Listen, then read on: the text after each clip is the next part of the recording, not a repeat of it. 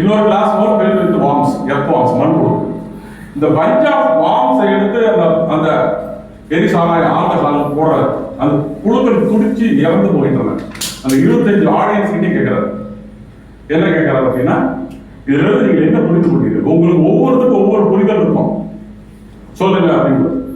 ஒருத்த குரல் அவங்க எல்லாரும் என்ன சொல்றாங்க, drinking alcohol is not good for health. எப்படி இந்த ஆல்கஹால்ல மண்புழுவை போட்டீங்கன்னா இறந்து போச்சோ, அது மாதிரி மென்மையான ஆர்கன்ஸால தான் நம்ம உடல் இருக்கு. அப்ப இந்த ஆல்கஹாலை கன்சியூம் பண்ணும்போது நம்மளுடைய லைஃப் குறையும், நம்மளுடைய வாழ்க்கை அழியும். அதனால நாங்க யாரும் ஆல்கஹால் சாப்பிடுறது இல்லை. இந்த டோர் அப்படியே 25 பேரோட லாக் பண்ணிட்டு இன்னொரு ஹாலுக்கு போறாரு. இதே டெமான்ஸ்ட்ரேஷன் இன்னொரு 25 பேர்கிட்ட சொல்ற காட்டுறாரு. அந்த பீப்புள் இந்த டெமான்ஸ்ட்ரேஷனை பாக்குறாங்க. ஆல்கஹால் ஒரு பஞ்சாப் மண்புழு எடுத்து போடுறாரு, துடிச்சு இறந்து போயிடுச்சு. உங்களுடைய புரிதல் என்ன அப்படின்னு கேட்கும்போது, drinking alcohol is good for health. வயிற்றுல இருக்கிற தேவையில்லாத பூச்சிலாம் இந்த மாதிரி ட்ரிங்க்ஸ் சாப்பிட்டா இறந்து போயிடும். அதனால நாங்கள் தொடர்ந்து சாப்பிட்டு இருக்கோம். We want to live long. அப்ப நடன சமாச்சாரம் ஒண்ணு, புரிஞ்சுக்கிட்ட பீப்புளுடைய புரிதல் வெவ்வேறு மாறுபடுது. அப்ப அவர்கள் வசதிக்கு ஏற்ப நாம் புரிந்து கொள்கிறோம். குடிக்கிறவங்களுக்கு குடிக்கிறதுக்கான நியாயம் தேவைப்படுகிறது, குடிக்காதவர்களுக்கு அதனால் விளையக்கூடிய விளைவுகள் என்னங்கிறது புரிகிறது. அப்ப இது நம் வசதிக்கு ஏற்ப புரிந்து கொள்கிறோம் அப்படிங்கிறதுக்கான ஒரு கதை. ஒரு பஸ் ஸ்டாண்ட், வக்கீல் நிற்கிறார், மாஜிஸ்ட்ரேட் நிற்கிறார், ஆசிரியர் நிற்கிறார், போலீஸ்காரர் நிற்கிறார், டாக்டர் நிற்கிறார், வயதான ஒரு தாயார் நிற்கிறாங்க, ஒரு பிள்ளை 9 மாசம் நிறை கற்பனை நிற்கிறாங்க, ஒரு குருடன் நிற்கிறாங்க. பஸ் வந்தது. நமக்கு எல்லாருக்கும் ஒரு நல்ல பிராக்டிஸ் இருக்கும். என்ன பிராக்டிஸ்? முதல்ல போய் இடத்தை பிடிச்சு உட்கார்ந்து கம்ஃபர்டபுளா. அது நம்மளுடைய கல்ச்சர். எல்லாரும் ஓடுறாங்க. அதுக்கு நடுவில் ஒரே ஒருத்தர் எல்லாரையும் மெதிச்சுக்கிட்டு ஓடி போய் முதல்ல இடத்தை பிடிக்கிறான். அப்ப அந்த வயதான தாயார் நினைக்கிறாங்க, நம்மளை விட ஒரு குடுகுடுகளும் நம்ம கூட போனாட்டு, அதனால என் காலை மெதிச்சுட்டு ஓடுறான். அங்க இருக்கிற போலீஸ் ஆபீசர் நினைக்கிறார், பிக் பாக்கெட்டா இருப்பான்னு, நம்மளை பார்த்தா பயந்துட்டு போறான், நம்ம யூனிஃபார்ம் வந்துட்டு மாட்டிருக்கு. டாக்டர் நினைக்கிறாரு, அநேகமா இவருக்கு பைல்ஸ் கம்ப்ளைண்ட் நினைக்கிறார். That is white is running and catching a seat. ஒரு ஆசிரியர் நினைக்கிறார், சத்தியமா இவன் என்னோட ஸ்டூடெண்டா இருக்க மாட்டான், ஏன்னா என் ஸ்டூடெண்ட்டுக்கு நான் ஒழுங்கு சொல்லி கொடுத்தேன், இவன் வேற வழிமுறையில் படிச்சு போனாரு, இந்த மாதிரி ஓடுறான். அங்க இருக்கிற வக்கீல் நினைக்கிறாரு, லாஸ்ட் டைம் நம்ம ஃபீஸ் கொடுக்காம நம்ம ஏமாத்த கிளைண்டா இருக்கணும், எதுக்கு வசூல் எடுத்து அவனை பார்ப்போம். அங்க இருக்கிற சைக்காலஜிஸ்ட் நினைக்கிறாரு, மோஸ்ட் ப்ராபபிலி ஒரு பைத்தியக்கார ஆஸ்பத்திரிக்கு தப்பிச்சு வந்த ஒரு பேஷண்டா இருப்பான், எங்க குடிச்சிட்டு போயிருக்கோம்னு ஓடுறாங்க, பஸ்ல ஏறி அவன் முகத்தை பார்க்கணும். நடந்த சம்பவம் ஒன்னே ஒண்ணுதான். பஸ் நினைச்சு எல்லாரும் நிக்கிறாங்க, ஒரு முறை இடிச்சுட்டு போய் ஏறாங்க.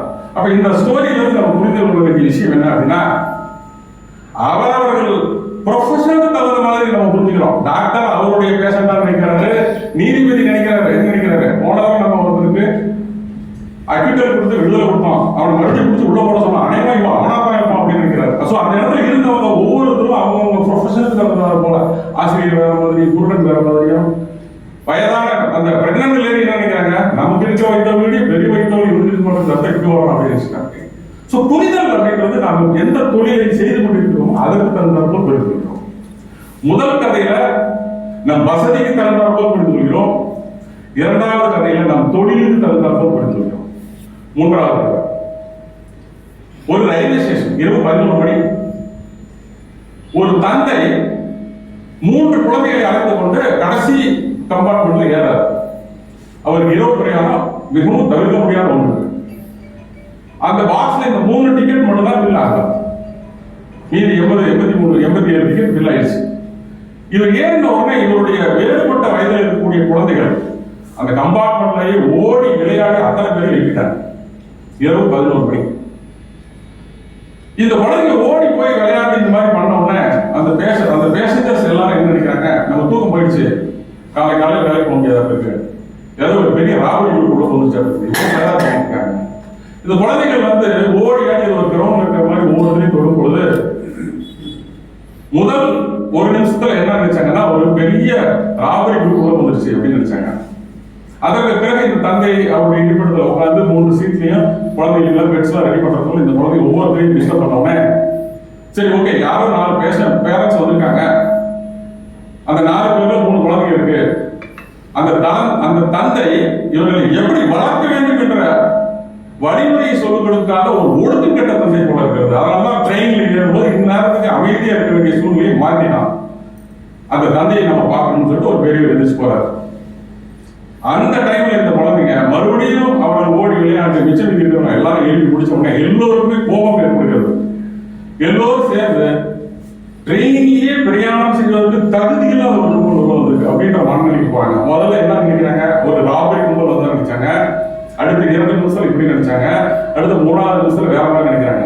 4வது நிமிஷம் அவருக்கு அருகில போய் வந்து அவர் உற்று பார்க்கிறார். ஏயா உன் குழந்தைய உங்களால கட்டுப்படுத்த முடியாதா, இவ்வளவு பிரச்சனைகள் வந்துருக்குன்னு பார்க்க போது அவர் ஸ்மைல் பண்ணிட்டு பேசாம வந்திருக்காரு. அதாவது அந்த குழந்தைகள் விளையாடுவதை ரசித்துக் கொண்டிருக்கிறார். இதையும் மீறி 5வது நிமிடம் ஒரு அவருக்கு போய் எஸ் எ ஃபாதர் உங்களால இந்த குழந்தைகளை கட்டுப்படுத்த முடியுமா முடியாதா கேட்கிறாரு. அதுக்கு என்னால முடியவில்லை. 6வது நிமிடம் இன்னொரு இளைஞர் போய் அவர்கிட்ட கேட்கிறாரு, உங்களுக்கு என்ன செய்யறதே தெரியலையா, இல்லை இப்படிதான் இருந்தீங்களா நீங்க? அப்ப சொல்ற எஸ், நேற்று மாலை என்னுடைய மனைவி இறந்து விட்டான். இந்த குழந்தைகளை அழைச்சிட்டு நாளைக்கு காலையில் நான் அவருடைய தாயார்களுக்கு போகணும். எனக்கு என்ன செய்வதென்றே தெரியவில்லை. நீங்கள் கேட்ட கேள்வி சரியான கேள்வி. நாளை காலை வீட்டுக்கு அழைத்து சென்று இந்த 3 குழந்தைகளையும் அந்த தாயார் இருக்கும் பொழுதுதான் இந்த குழந்தைகளுக்கு தெரியும் அவர்கள் அந்த தாயார் இறந்து விட்டார் என்பது. அந்த நேரத்தில் இவர்களுக்கு என்ன சொல்வதென்றே எனக்கு தெரியவில்லை அப்படின்னு சொல்லி வருத்தப்படுறாங்க. இதை கேட்ட உடனே அந்த 87 பேசஞ்சரும் ஆளுக்கு ஒரு குழந்தையா அவங்களுடைய மடியில் உட்கார வச்சு அவர்களுக்கு இந்த உணவு பண்டங்கள் குடிப்பதற்கான ஜூஸ் எல்லாத்தையும் கொடுத்து அந்த 3 குழந்தைகளையும் பத்திரமா பார்த்துருக்காங்க. இது நடந்து முடிவதற்கு 10 நிமிடம். இந்த ஸ்டோரியில நீங்க புரிந்து கொள்ள வேண்டிய விஷயம் என்ன அப்படின்னா, ஒரு விஷயத்தை நடந்த சம்பவத்தை நிமிடத்துக்கு நிமிடம் நாம் வெவ்வேறு விதமாக புரிந்து கொள்கிறோம். அப்ப இந்த 3 ஸ்டோரி நீங்க கன்சாலிடேட் பண்ணி பார்த்தீங்கன்னா, முதல் ஸ்டோரியில நம் வசதிக்கு தகுந்தாற் போல் புரிந்து கொள்கிறோம். ஒரு மது அருந்துவது உடல் மருந்துக்கு நல்லது இருக்கிறோம், இன்னொரு நல்லது இல்லை. 2வது ஸ்டோரியில நாம் எந்த தொழிலை சார்ந்திருக்கிறோமோ அதற்கு தகுந்தாற் போல் புரிந்து கொள்கிறோம். 3வது ஸ்டோரியில நம் புரிதல் நிமிடத்திற்கு நிமிடம் மாறுகிறது. இதை புரிஞ்சுக்கணும். சார் இந்த 3 ஸ்டோரியும் மாரியப்பன வார்த்தை பேசுறதுக்கு என்ன அப்படின்னு கேட்டீங்கன்னா, இந்த சேலம் மாவட்டம் மாரியப்பனை தெளிவாக புரிந்து கொள்ளவில்லை. அவர்கள் புரிதல் வெவ்வேறு விதமாக போகிறது. ஏனென்றால் இவர் பல துறைகளில் வல்லுநராக வந்து கொண்டே இருக்கிறார். நாம் அவருடைய சிறப்பையும் அவருடைய மதிப்பையும் அவருக்கு இருந்த பவரையும் பயன்படுத்திக் கொள்ளவில்லை. சோ இந்த விஷயங்களை இன்றாவது நாம் செலுத்த வேண்டும் என்று நீண்ட நாட்களாக நான் இருந்து இந்த சந்தர்ப்பத்தை நான் பயன்படுத்திக் கொள்கிறேன். பேச அனுமதி கொடுத்ததற்கு மிக்க நன்றி. இவ்வளவு நேரம் பொறுமை காட்டுவதற்கு மிகவும் நன்றி. நான் ஏற்கனவே கூறியது போல அவரை வாழ்த்துவதற்கு எனக்கு வயதில்லை. வணங்குகிறேன்.